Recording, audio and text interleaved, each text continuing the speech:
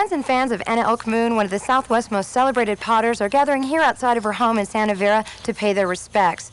Elk Moon was found dead early this morning in her studio by her husband, Jack Gordon. The Santa Fe Mysteries are two very strong mystery strategy games. This is a game where story is paramount.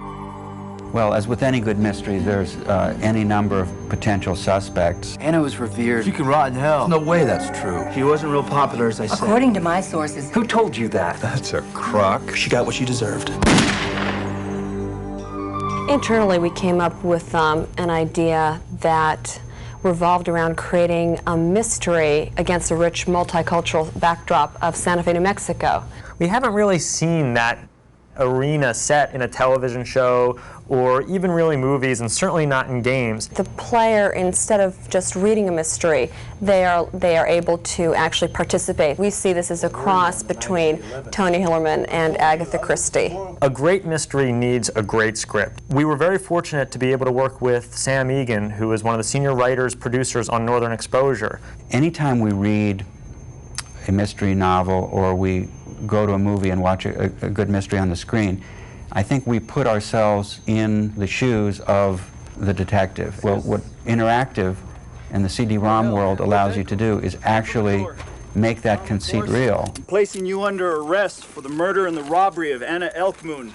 We paired him with Shannon Gilligan, who built her career on designing mystery games. This is a game that's going to let players really sink their teeth into character more. Probably the closest character set that exists anywhere in film or TV that I know of was on Northern Exposure. The player is a rookie detective who basically is partnered with John Nightsky, who's a Native American Indian detective. And with John Nightsky's help, they are able to meet suspects. There's over 51 different characters, 150 different variable events in this, and you're basically creating a pathway through them to get to that ending and solve that crime.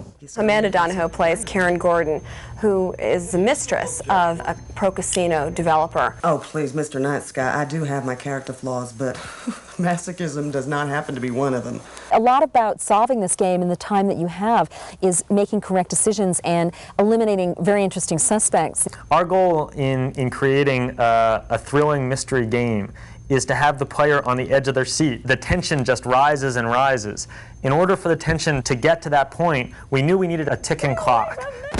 The game criterion is the time limit. Ultimately, you can run out of time. As a detective, if you're not using your time effectively, then you're not going to solve the mystery. You've got a body on the ground and a killer out there, and it's up to you to see that justice is done.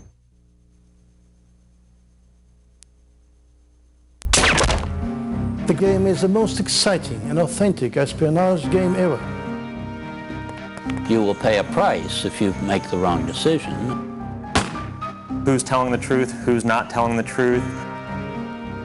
You can get a pretty good sense of what an intelligence career would include. So I say, this is no fantasy, this is a real game. What drives Spycraft is reality.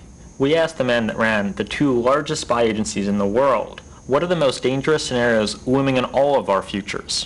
The future of Russia is the most important foreign policy problem we face. Russia is in a very difficult stage today of development. It's undergoing a tremendous transformation. Spycraft, the great game, creates an entire world of espionage that goes well beyond just a computer game. We designed a lot of the puzzles around actual tools that the CIA uses. Every single puzzle, every single decision that the player makes in Spycraft, the great game, is taken right out of Colby and Kalugin's careers. The great game confronts the player with real-life scenarios and decisions. As in the world of espionage, the line between right and wrong, friend and foe blur. What we tried to do in Spycraft, and I think we've been successful, is create all the cool gadgetry and tension of a Tom Clancy novel, all the richness and texture of a John le Carre novel, but with one big difference. You are a CIA operative in this game. You are the star of a great spy thriller. You play the role of a CIA operative working deep undercover to stop a group of spy mercenaries. In the game, as well as in the real world, there's a great fear that the Russian mafia is going to take control of all the Russian nuclear, chemical, and biological weapons. But in order to do that, they need to manipulate the Russian election coming up in 1996. So if there's a link between the Russian mafia and the Russian election and these ex-rogue spies, it becomes a top piece of order for the CIA. That's where the player enters the story. In Spycraft, Colby and Kalugin appear as themselves. No one is above suspicion in this game. Not Colby and not Kalugin. Okay, Birdsong's intel is now A+, which means the president is in real danger. So the player's goal is to make heads or tails out of who's good, who's bad, what's going on in this world. Thorne, it's Warhurst. We've got a situation. We're building the team. You're on it. In this game, you can actually take your investigation online. The game is all tied together with a system called Intel Link. What we're doing is we're creating links in the game that will link our website to these other websites, the CIA, DEA, FBI. When the player enters this game, they're entering a post-Cold War spy world that is living and breathing. I know what this means. This is Thor.